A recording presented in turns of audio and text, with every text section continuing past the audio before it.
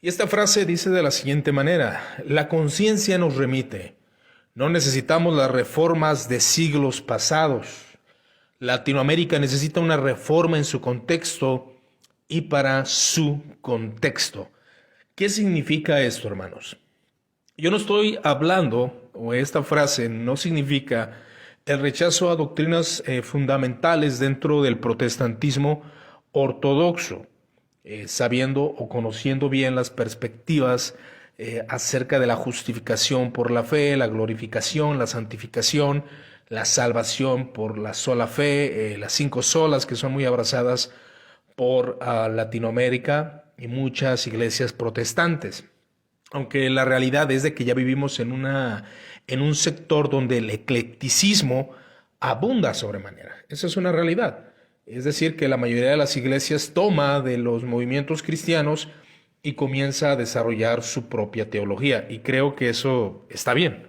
No creo que esté mal que una iglesia en consenso tome alguna decisión para comenzar a desarrollar teología y hacerlo de esta forma. Comenzar a tomar dentro del cristianismo histórico las doctrinas que su iglesia va a abrazar.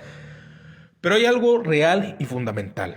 Todas las confesiones, la que usted me ponga, va dirigida a un contexto y a una realidad histórica, a una realidad política, a una realidad cultural. Y son batallas que se están dando en ese tiempo. Las guerras de ese momento no son las mismas guerras que ahora. Voy a poner un ejemplo. Voy a poner de ejemplo la Iglesia Católica Romana. ¿En qué sentido? Ellos declararon herejes a aquellos cristianos o aquellos protestantes, como algunos le llamaron, por declararse enemigos de la Iglesia Católica y la Iglesia instituida y la Iglesia que ha prevalecido y que ha sido la Iglesia desde que se legalizó el cristianismo, lo que tú quieras. Y esa Iglesia veía esto como una gravedad a la política y sobre todo a la estructura eclesial, que era una estructura de años, de muchos años. La estructura eclesial prevaleció, pero con la reforma de Martín Lutero se hace la división. El Concilio de Trento, tanto a los presbiterianos como luteranos, anglicanos, entre otros, los declara herejes. ¿Por qué? Porque se estaba dando un nuevo movimiento que para algunos católicos iba a terminar. Para algunos católicos esto iba a terminar. Esas iglesias iban a desaparecer. Y del lado de los reformados y obviamente de los luteranos, anglicanos, la iglesia católica iba a desaparecer y la iglesia que iba a ganar terreno era la iglesia del poder, ya sea luterana o ya sea presbiteriana, entre otros detalles. Esa era la visión de ellos. Pasa el tiempo, la cultura se comienza a desarrollar, distintas confesiones cristianas comienzan a aparecer en escena, bautistas, pentecostales, metodistas, etcétera, etcétera. Muchas denominaciones que conocemos.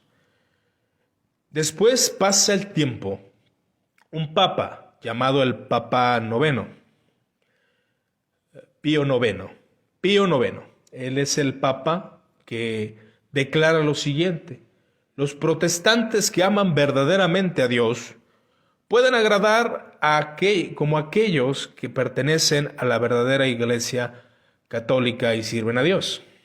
Vemos un cambio de paradigmas, vemos un cambio en la visión de un hombre. ¿Por qué motivo? Yo no estoy de acuerdo, obviamente, estoy poniendo de ejemplo solamente a la iglesia católica para entender también lo que ha pasado con muchas iglesias. Y en un momento más voy a colocar el ejemplo de la iglesia protestante o la iglesia evangélica. La iglesia católica, esto lo declara Pío Noveno, y pasa el tiempo, y ocurre también que el Concilio Vaticano II llama a los ortodoxos y a otras confesiones cristianas como hermanos separados. Y de ahí entonces comienza a haber este desarrollo de llamar a los protestantes como hermanos separados, cuando en 1545 se les declara herejes. Pero ahora se les declara hermanos separados. ¿Por qué? Porque la evidencia, el contexto, la realidad nos muestra que a los católicos les mostró que hay protestantes que buscan a Dios, que agradan a Dios y que han hecho grandes hazañas en el nombre de Cristo. ¿Cómo condenarlos? Hay que declararlos, no de la misma categoría, pero hermanos separados. Y así es como el Concilio Vaticano II llamó a algunas confesiones históricas. Ahora, cabe mencionar que no a todas, solo a algunas. Ahora, ese es un ejemplo de cómo el desarrollo teológico de la Iglesia Católica, de cómo ver a aquellos que en su tiempo consideraba enemigos, fue cambiando. Ahora, en el caso de la Iglesia Reformada, nosotros si leemos a Lutero, a Calvino, que claro está que siempre y siempre jamás en esta página se le va a decir a usted, en este canal de YouTube, en esta página de Facebook, en el podcast de Spotify de Muertos al Pecado, jamás se le va a decir que no lea a cierto exponente. Y qué mejor que leer a Martín Lutero, a Calvino, sus obras, leerlas directamente para entender el pensamiento de estos grandes teólogos que desarrollaron teología sumamente importante para las iglesias evangélicas. Ahora, el contexto de ellos también era muy diferente. Declaran herejes, como el señor Calvino declaró que los credobautistas o los que en su tiempo eran anabaptistas no eran cristianos o eran poseídos por el demonio. Vaya, esa visión, hermanos, cambia con el tiempo. Había una separación aún entre luteranos y calvinistas. Se intentó hacer una unificación en varios sínodos, aún con la confesión de Heidelberg, pero no prosperó de la manera que ellos querían. Después pasa el tiempo y ocurre lo que es el dogmatismo.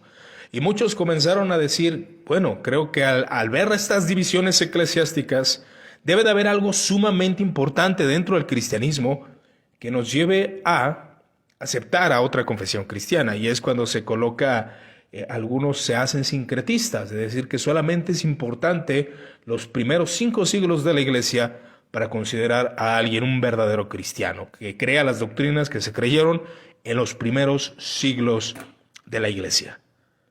Vaya. Ahora, el desarrollo político. Tenemos una iglesia del poder. Tenemos una iglesia que gobierna. Tenemos una iglesia que estaba ganando terreno.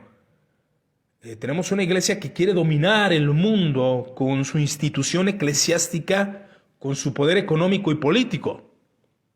Pasa el tiempo y muchas iglesias no tienen ese poder político, no tienen ese poder adquisitivo, de predicación, no tienen ese poder de una institución. Y esas iglesias pequeñas quieren implementar una forma de teología, la cual es gobernar al mundo, gobernar las naciones, cuando la gente de esa localidad, hablando en nuestro contexto, ni siquiera tiene dinero para sustentar su propia iglesia. Pasa el tiempo con los reformadores y en el siglo XVIII y siglo XIX comienzan a limar asperezas. Y es donde se comienza a hacer la visión ecuménica evangélica protestante, donde bautistas, presbiterianos, anglicanos y metodistas en Estados Unidos comienzan a trabajar para poder llevar el evangelio independientemente de la denominación. Ellos evangelizaban y si el evangelista era presbiteriano, se instituía una iglesia presbiteriana. Si era metodista, se instituía una iglesia metodista. ¿A qué voy con esto? Usted no va a ver esa visión ecuménica de denominaciones en el siglo XVI, ni en el siglo XVII. Lo va a ver hasta el siglo XIX.